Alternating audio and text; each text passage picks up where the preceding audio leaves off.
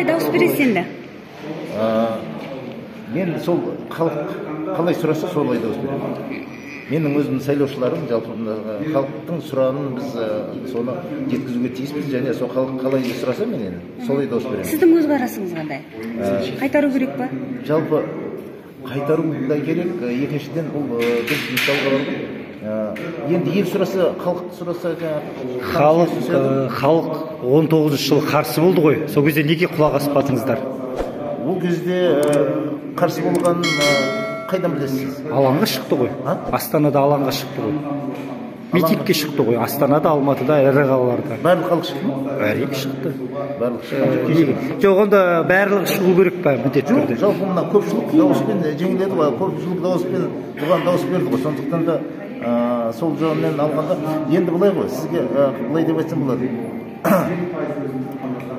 Мынау қаңтар оқиғасында содан кейін Қазақстан өзгерді ме, өзгерген жоқ па? Жоқ, қаңтар өзгерді, бірақ парламент орнында тұр ғой, бұрынғы депутаттар ғой істеп жатқан. Жоқ, барлығы бұрынғы емес, жалпы мәселен жоқ, мен сізге айтып тұрмын. Қаңтар жарайды, депутаттар, бұрынғы депутаттар болса да қаңтардан кейін Қазақстанда жағдай өзгерді ме, өзгерген жоқ? Жағдай өзгерген жоқ, себебі мәселен президент сайлауына қатысатын адам 5 жыл мемлекеттік қызметте жұмыс істеу керек, және оны сіз алғашқы бір сұраған кезде сіз сол кезде сіз айтқансыз. Мен тағы да айтайын, сен қайта жақсы болды өзіңмен кездесейін. Ол кезде басқа уақыт еді. Қаңтар оқиғасы болған жоқ еді. Болды ғана етін. Болған еді, бірақ ол сайлау президент туралы болған жоқ еді ғой. Болған жоқ еді ғой. Конституцияға реформа болған жоқ еді ғой. Саяси реформа туралы. Сіз өзгертуге қарсы болдыңыз бірақ. Жоқ, тұра тұрсаңызшы, мен сізге айтайын. Мен рас сол кезде солай дауыс бергенмін. Ал енді мына қазір конституциялық реформадан кейін мынау жасалып жатқан нәрселердің барлығы жаңағы менен сұрап жатыр. Басқа заңдарға да өзгерсе ме деп еді. Барлық заңға өзгерсе мүмкін да мәселе. Президент сайлау, яғни президент сайлау бұл мәселе де күн тәртібінде тұр. Мен шындығын айтайын, егер елдің сұранысы болатын болса, халықтың бұл мәселені депутаттар билікке жеткізуге әзір. Жалпы мынау елорданың атауын қайтару жалпы бірлескен отырыста шешілу керек қой, негізі солай ма? Бірлескен отырыс болу керек қой, парламенттің. Жоқ, оған дауыс береді ғой. Ол әлі. Жоқ, конституциялық кеңес оған уже біздің депутаттар ұсыныс берді. Енді жаңағы конституциялық кеңес қарап, олар шешімін береді. Сосын барып бұл мәселені жаңағыдай. Қараңызшы, қазір конституциялық кеңес өзгертуге болады деп мақұлдап отыр, енді ол заң жобасын сіздерге жіберу керек, сіздер құптайсыздар ма, құптамайсыздар ма, оны сенатқа жібересіздер ма? Әрине. Ал бұл жерде қалалық мәслихаттың не қатысы бар? Жоқ, ол ономастика туралы заңды қарасаңызшы сіз.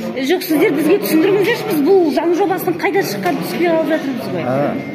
Жоқ, жалпы осы қаланың аты болғаннан кейін қалалық мәслихаттың шешімі керек болады бәрібір да. Ономастика. Бұрын қараған жоқсыздар ғой. Қазір тұра тұрыңызшы. Жауап беріңізші. Бұл жерде мәслихаттың не қатысы бар? Егер мәжіліс депутаттары ендігі сол процеске бастап кірісіп кетсе, бұл заң жобасы қайдан келді, түсіндіріңізші? Біздің заңдыға сәйкес солай болу керек. Процедурасы жаңағы. Қалалық мәслихатта да қарау керек. Ономастикалық комиссия қарайды, қалалық мәслихатқа ұсынады, олар да қарау керек. Сосын барып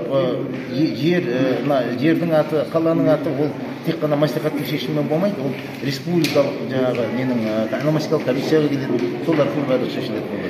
Яғни 2019-да мәжіліс қараған кезде қалалық ешқандай қараған жоқ қой, бірденен мәжіліс шешім қабылдады. Онда да қарады. Оның процедурасы сақталады. Жақсы. Мынау қазір Тоқаевтың мерзімін жалпы 7 жылға созу мәселесін көтеріп жатсыздар. Осы 7 жыл мәселесі бұл қаншалықты дұрыс? Мәселен, Америкада 4 жылдан 8 жыл ғана отырады. Яғни қазір 7 жыл дегеніңіз 1 жылы кем, 2 мерзім. Бұл жалпы 7 жыл ұзақ уақыт емес па? Мынау енді оны тек қана бір жақты қарауға болмайды. Сұрағыңыз дұрыс. Егер мысалға қараңыз, басқа елдерде де ондай тәжірибе бар. Мысалға бізде қай елдерде айтыңыздаршы осы сіздер? Жоқ, менің дерегім бойынша мен басқа жоқ, артта қалған елдерде болуы мүмкін жаңағы. Болуы мүмкін. Басқа елдерде де болуы мүмкін. Мысалға Израильде бар деп айтады, мен әлі өзім оны көзім жеткен жоқ әлі. Мысалға Израильде дейді. Израильде премьер-министр үкімет басқарады. 7 жыл, бұл енді шын айтқанда былай ғой. Бұл мерзім дәл біздің мына осындай конституциялық реформа жасап жатқан елге қажет болуы мүмкін. Бұдан үркудің де қашудың да қажеті жоқ деп ойлаймын. Біріншіден, енді қазір ойлап қарасаңыздар, бұл жаңағы мерзімін ұзарту емес. Ұзарту ғой, 7 жыл ұзарту ғой. Жоқ, ұзарту емес. Мысалға, ол кісі әлі уақыты бар ғой, оның бәрін қысқартып отыр да, мысалға. Ал енді екіншіден қараңыз, жалпы 7 жыл дегенде мысалға бар ғой, 7 жылда осы ойға алған егер нелердің барлығын жүзеге асыратын болса, қазіргі біздің осы демократиялық қоғам орнатып, кәдімгі шын мәніндегі өзі айтқандай, осы демократиялық мемлекет қалыптастырып кетсем деген менің арманым бар, басқа еш нәрсенің қажеті жоқ деп айтты. Есіңізде ме? Иә, сөйтіп айтты ғой. Сол егер сондай сөзді айтқан жоқ. Айтты, ол кісі айтты ғой солай. Тоқаев былай айтқан, жаңа жылдың басында, қаңтардан кейін, мен ата заңды өзгертпеймін деп айтқан болатын, бір емес, бір-екі рет. Яғни қазір ата заңды өзгертіп жатыр, конституцияны. Яғни әу бастағы сөзінде тұрған жоқ, уәдесін орындаған жоқ. Бұдан кейін де, мәселен, президенттің уәдесінде тұрмауы, яғни ата заңды өзгертпеймін деуі, бұл қаншалықты дұрыс мәселен? Уәдесінде орындай алмады ғой мәселен? Жоқ, сіздер әлі уәдесін орындауға орындап жатыр. Неге орындап жатқан жоқ? Орындап жатыр ғой, мысалы. Жоқ, ол кісі ата заңды өзгертпеймін деді. Яғни қазір өзгертіп жатыр. Ата заңды өзгертпеймін деп айтқанын, айтпағанын мен оны есімде жоқ. Ал енді мен сізге айтайын дегенім, ол кісі берген уәдесін орындайтынына мүмкіндік беруіміз керек қой. Сондықтан да 5 жыл кем ба? Жоқ, 5 жыл емес, кейде мысалға бар ғой, 4 жылда орындауы мүмкін, 8 жылда да орындауы мүмкін. Бірақ ең бастысы мен ойлаймын, болашақта тек қана ол 7 жылды ойлап тұрған жоқпын мен. Керек болатын болса, жаңағы сіз айтқан 5 жыл деп отырсыз, онда ойлап отырған жоқпын. Мен сол 7 жылда, егер шын мәнінде біздің мемлекетіміз демократиялық жолға түсетін болса, халықтың жағдайын жақсартатын сондай жүйе қалыптасатын болса, ол 7 жылда аз емес, көп емес. Меніңше ойлаймын, ол 7 жыл өте дұрыс. Ол кісінің есебі бойынша 5 жылда еш нәрсе істемеген президент 7 жылда не бітіреді? Жоқ, енді сіздер үйтіп сондай не болмау керек қой, кәдімгі бір жақтыға айтуға болмайды ғой сіздер. Жоқ, енді мәселен президент болған 3 жылда еш нәрсе бітірген жоқ қой Тоқаев? Жоқ, еш нәрсе бітірген жоқ деп қалай айтасыз сіз? Сіз журналистсіз ғой, сауатты, сосын барып жоғары білікті адамсыз. Әрине, көп нәрселер жүзеге аспай жатыр, бірақ ең алдымен жүзеге асу үшін алдымен заңды өзгерту керек. Саяси реформа жасау оңай емес қой. Қазір саяси реформаның басталды. Ал енді уақыт берейік, көрейік. Бір ғана мәселені айтайықшы, мәселе Тоқаевтың мәселесіне байланысты. Экс-президент Назарбаевтың кезінде президент сайлауына қатысатын кандидат 5 жыл мемлекеттік қызметте жұмыс істеу керек деген талап бар. Осы талап сіз осыдан маған қаңтар айының аяғында сіз айтқансыз, бұл дұрыс, осылай болу керек. Президент кез келген адам дұрыс. Кеше сіз Ерік Рақышевқа айттыңыз. Ол кезде сіз айтайын дегенім былай ғой. Бұл жерде саяси реформалар ол кезде мысалы референдум болған жоқ. Жоқ, қазір өзгертпей отырсыздар ғой ол талапты. Саяси реформа басталды ғой енді. Мысалғашы, референдум болды ма? Сол кезде болған жоқ. Сол кезде референдумнан кейін мына саяси реформаның қисынды жалғасы болу керек. Әйтпесем жартылай мысалға бар ғой, жартылай жүкті деген нәрсе болмау керек. Мәселен, қазір оппозициялық коалиция араларынан кандидат ұсыну үшін, яғни мемлекеттік қызмет істеген 5 жыл стажы бар адам таппай жатыр. Бұл оларға проблема емес па мәселен? Мен сізге айтайын, ал неге тек қана сол бір топтың несін таппай жатыр деген мәселе сіздікі ол да дұрыс емес. Мысалға бар ғой, ол егер біздің халық табу керек. Ол тек оппозициялық күштер ғана емес, халықтың өзі табу керек қой. Ол қай күштен болады? Оппозициядан бола ма, басқадан бола ма? Жаңағыдай сіз айтқандай оның талабына сәйкес келетін қаншама азаматтар бар. Мысалға ол өте көп біздің азаматтар. Бізде тек қана бір топтың ғана мүддесін қорғап бүйтіп айту меніңше бәрібір дұрыс емес шығар ол. Жоқ, енді 5 жыл мемлекеттік қызметте істеу, бұл қаншалық дұрыс па, дұрыс емес па? Президент сайлауына қатысатын кандидат. Сізге біріншіден тағы да қайталап айтайын. Бізде заң бар. Енді мына саяси реформаны сіз дауыс бердіңіз бе өзіңіз? Жоқ, берген жоқпын. Дауыс берген жоқсыз ба? Егер дауыс бермесеңіз, ол өзіңіздің жеке шаруаңыз ғой. Бірақ мен ойлаймын, осы саяси реформаны егер жүзеге асыратын болсақ, біз барлық мынау заңдарды дұрыс қабылдайтын болсақ, қазір жоспарланып тұрған. Онда жаңа сіз айтқандай көп мәселелердің бәрі өзінен өзі шешіледі. Жоқ, қалай шешіледі мәселен? Жоқ, мен бітіре салайын. біздің қазіргі кезде Тоқаевтың 7 жылға кезектен тыс президенті жариялап, мынау мерзімді 7 жылға ұзартуына жалпы бұл өте ыңғайсыз. Қазір уақыт өте жылдам, қасқағым уақыт өтіп жатқан кезде президенттің 7 жыл отыруы бұл қалғып кетеді халық. Яғни неге Америкадағыдай 4 жылдан 8 жылға болмасқа, мәселен 1 жылы кем. Біріншіден біз Америкамен барлық нәрсені салыстыруға қисыны жоқ. Сіздер енді Вашингтон, Назарбаевқа есім беретін кезде Вашингтон мысалға алдыңыздар ғой мәселен? Жоқ, ол Вашингтон мәселесі басқа, ал сіз айтып отырған саяси реформаның мәселесі басқа. Сосын мен жаңа сізге айтайын дегенім, мынау қаңтар оқиғасынан кейін жалпы тек қана біздің қоғамның жай күйі ғана емес, адамдардың санасы да өзгерді. Сондықтан жаңа сіз халық кетеді, халық деп, халық үшін олай деп жауап беру өте жауапкершілігі үлкен нәрсе ғой. Жаңа халық кетпейді ешқашан. Халыққа ондай үйтіп олай халыққа сіз сенімсіздікпен қарамаңыз. Біздің халық барлық уақытта да ояу болды. Әрине, бірақ мысалға сол қаңтар кезінде халық кеткен жоқ қой. Мысалға халықшы көбі шықты, бірақ оны басқа адамдар өздерінің пайдасына бұрып кеткені бар. Оны да білесіз, мысалға. Бұл енді әрине, бұл жағдай тергеу, тексеру барлығы созылып жатқанын білемін. Бірақ мен ең басты айтайын дегенім, жаңа сіз айтқандай, тіпті егер менің ойымша тек қана 5 жыл емес, жаңағы 7 жыл деген біріншіден ол кісі өзінің сөзінде дұрыстап түсіндірді ғой, не үшін қажет екенін. Сосын барып мынау жаңағы сіздер өзіңізге қажет кезде басқа елмен салыстырасыздар да, билікте сондай шығар. Бірақ мен ойлаймын, бұл Қазақстан бір жаңашылдығы, Қазақстанның өзінің даму тарихындағы жаңашыл осындай 7 жыл дегені, меніңше ол сондай мерзімнің ішінде тек қана мынау жаңағы саяси реформаны жүзеге асырып, және алғашқы мына экономикалық бір қорытындылар болмайтын болса, халықтың еркінде, халық ертең ары қарай ешкімде де ол қайтадан дауыс беремейді. Мысалға, ал енді екінші жағын қараңыз. Мен сізге айтайын. Жаңа сіз айтпақшы 5 жылдан болса деп. Ол наоборот үлкейіп созылып кетуі мүмкін ғой. Ол да мәселе. Сондықтан да бұл жерде біз конституциялық реформа деген кезімізде конституцияның реформаның жаңағыдай жемісін халық көру керек. Сонда ғана халықтың билікке сенім оянады. Мен сізге тағы да бір нәрсе айтайын. Ең басты бұл жердегі мәселе бүкіл реформаның мынау халықтың сенімін, билікке деген сенімін қайтару.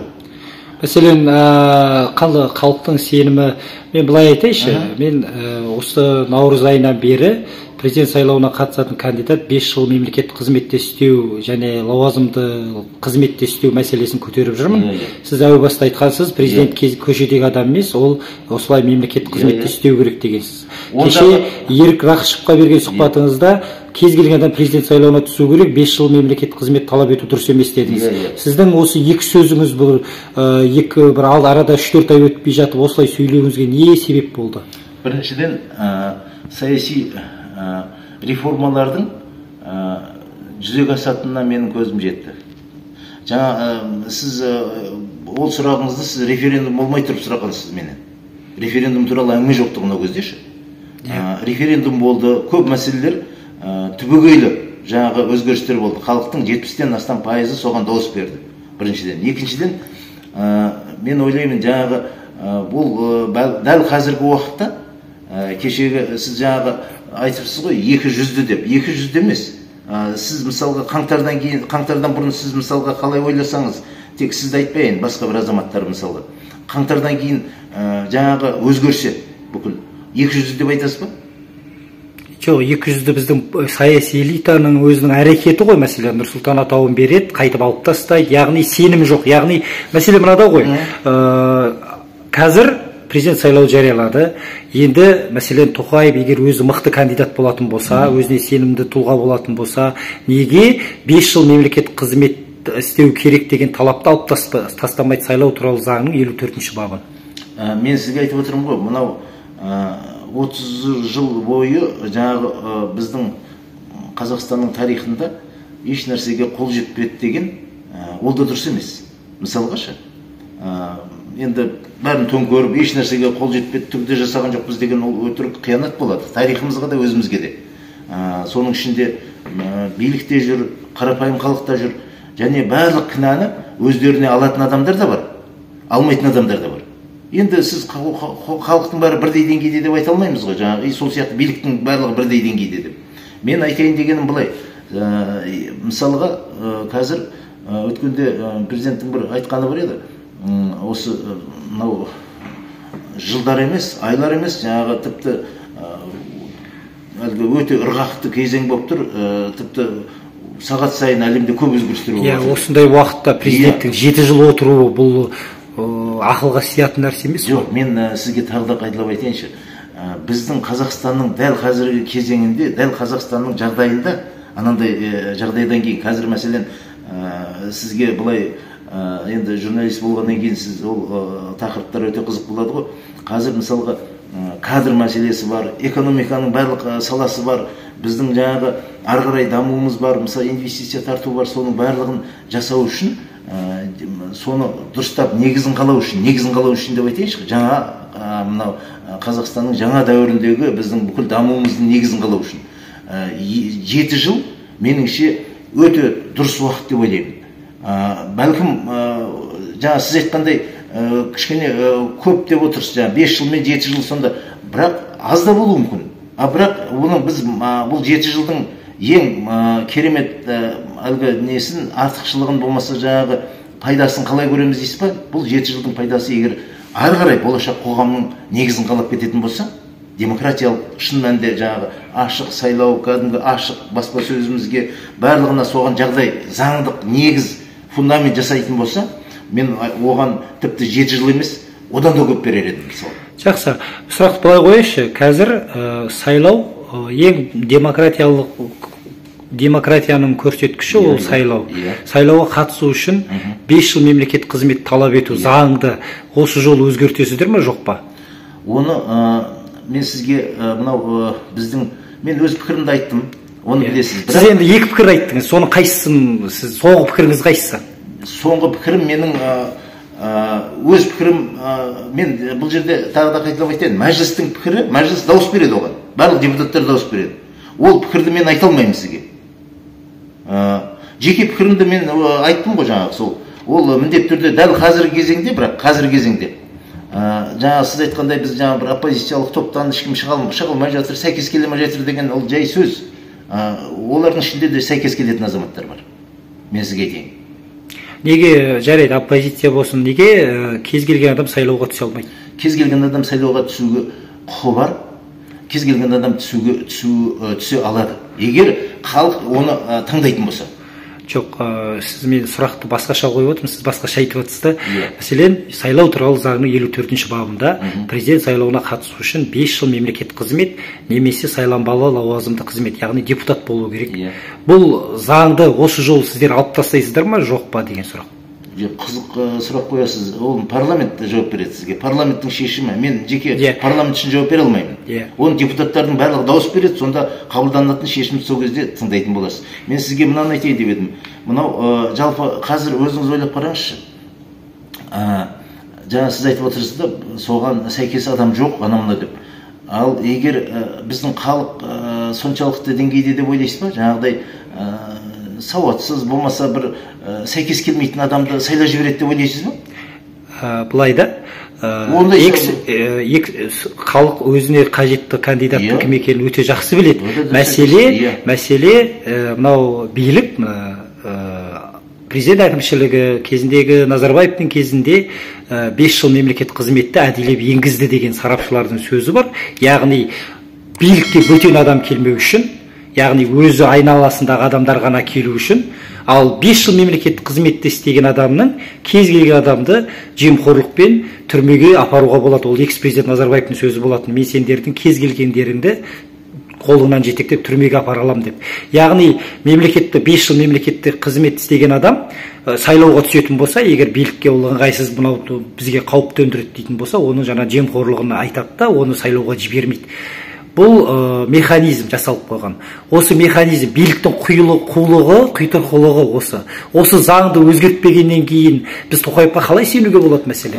Заңның қабылданғанын көрейік, қалай дауыс бергенін көрейік. Мынау сіз енді қазір әлгі болмай жатқан, әлгі тумай жатқан сиырдың уызын ішкендей қылып, оны ешкім шеше алмайды. Дауыс бергенде көреміз оны қалай болатынын. Бірақ мен сізге ең басты нәрсені айтайыншы. Біріншіден жаңа 7 жылдыққа байланысты сізге айттым ғой. Мен оны қолдап отырмын. Дәл осы Қазақстанның дәл осы күнінде ол мерзім өте дұрыс деп. Ал екінші тағы сізге айтып отырмын, мынандай халық жаңағыдай қанша талап қояды ғой жаңағыдай. Талапқа қоймай-ақ халық егер қаласа, ол жаңағы халықты ешкім төмен деп санамау керек. Халық біледі кімді сайлайтынын, жаңа өзіңіз айтқандай қандай деңгейде болу керек. Ол мысалға оның ішінде мысалға мынандай нәрселер де бар. Сіз оны жоқтыққа шығара алмайсыз. Қазақстанда тұру міндеті дегендер бар ғой мысалға. Оған қарсы емессіз, әрине. Міне сондай нәрселер бар. Мысалға ал енді кез келген адамның құқығын жүзеге асыратын, егер біздің заңымызға байланысты болады, заң қабылданған кезде көреміз, ол мәселен кез келген адам, менің өзім жеке пікірім, сайлануға құқы болу керек. Мәселен Тоқаевтан кейін тағы президент пайда болады. Сөзсіз сол президент айтуы мүмкін, 7 жыл деген ол дұрыс емес. Әлемдік стандарт. Президенттерді ойлайсыз, халықты айтпайсыз. Жоқ, халықтың деңгейі өседі ғой онда. Жоқ, халықтың деңгейі, халықтың бір ғана сөзі бар. Халық қаңтарға шықса ғана билік санасуы мүмкін, ал қалған уақытта өз дегенін жасап жүре береді. Сол міндетті түрде. Мәселе мынада, менің қарапайым ғана, сіздер билік адамдары революциядан өлердей қорқады. Революция емес, эволюциялық жолмен дамуымыз керек деген жиі айтасыздар. Эволюция мен дамудың бірден бір жолы әділ сайлау. Өкінішке қарай Қазақстанда бірде бір сайлау әділетті өткен жоқ. Оны халықаралық ұйымдар мойындаған емес. Яғни, мәселен, қазірде мәселен президент ешқандай кандидатқа дайындалуға уақыт бермей, кезектен тыс президент сайлау өткізіп жатыр. Ертең мәселен, яғни сіз жаңа 7 жыл отырмауы да мүмкін белгісіз, мәселен Тоқаев егер президент сайлаған кезде. Яғни революция арқылы кету керек.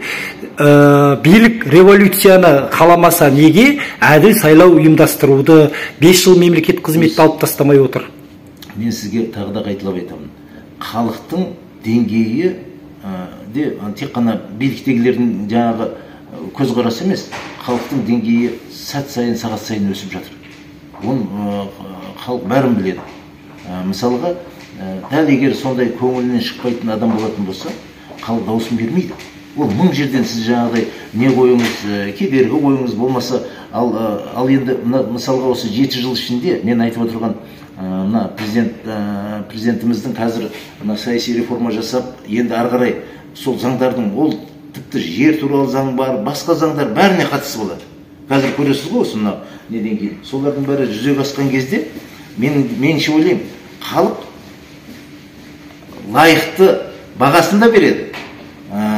Президентке де, сосын бар, егер дұрыс болса дұрыс деп айтады, қолдайды, дұрыс болмаса дұрыс деп айтуына мүмкіндігі болатындай жағдай болу керек ертең. Өйткені біз тек қана мына сіз айтқандай осы 7 жыл өмір сүрмеуіміз керек қой. Мен сізге айтайыншы, мына қазақшалап.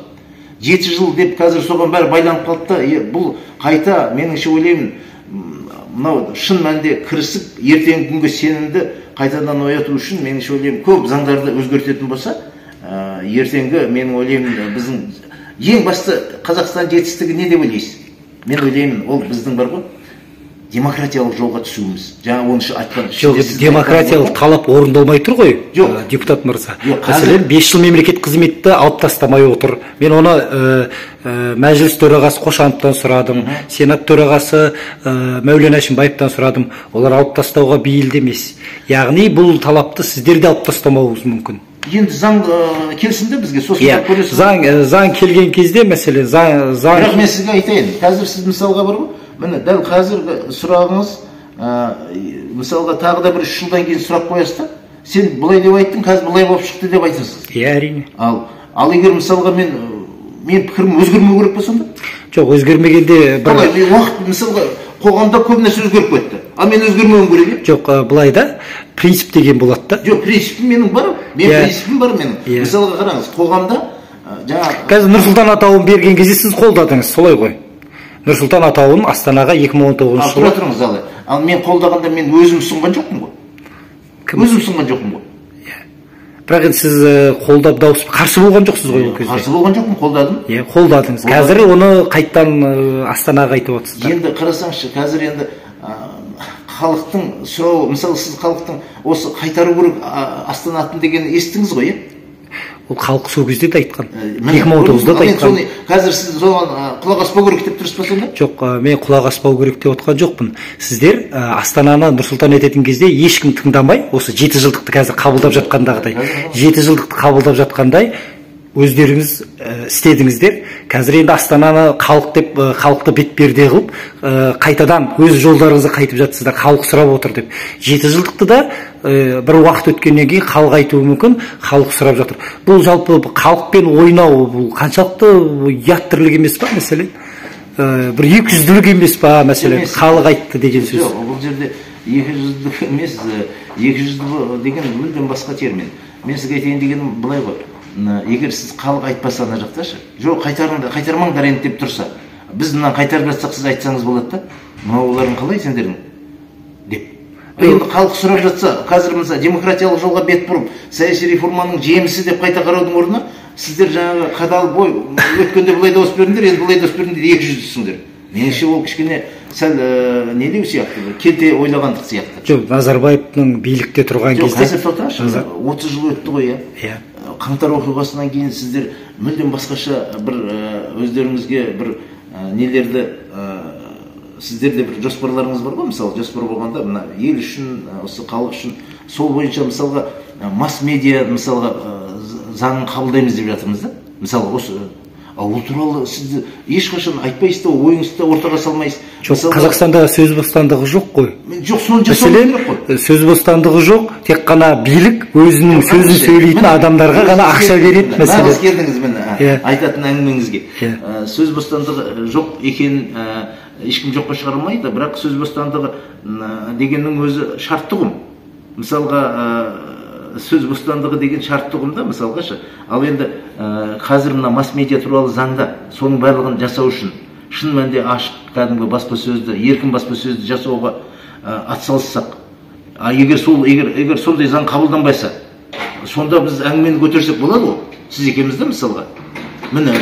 Жоқ, иә, бұқаралық ақпарат құралдары туралы көптеген мәселелер бар. Мәселен, бізде билікте, билікке сөз сөйлейтін, кеше мен біліп отырмын, жаңағы үкіметтен тендер алатын сайттар 7 жылдықты мақтап пост жазып жатыр, ақылы пост жазып жатыр. Себебі билік егер оған қарсы 7 жылдықты қолдамаса, оларға тендер бермейді. Яғни үкімет өзі асырап отыр да, мәселен. Сен мені қолдасаң ақша берем, қарсы болсаң мен саған ақша бермеймін деген түсініктегі. Мен мысалы соған қарсымын. Мүлдем госзаказ дегенді бар ғой, мүлдем басқаша жасау керек. Басқаша жасау керек. Егер осы бойынша мен сізбен мына заң келгенде тағы да әңгімелесем. Жақсы, сау болыңыз. Сен телефоныңмен жазып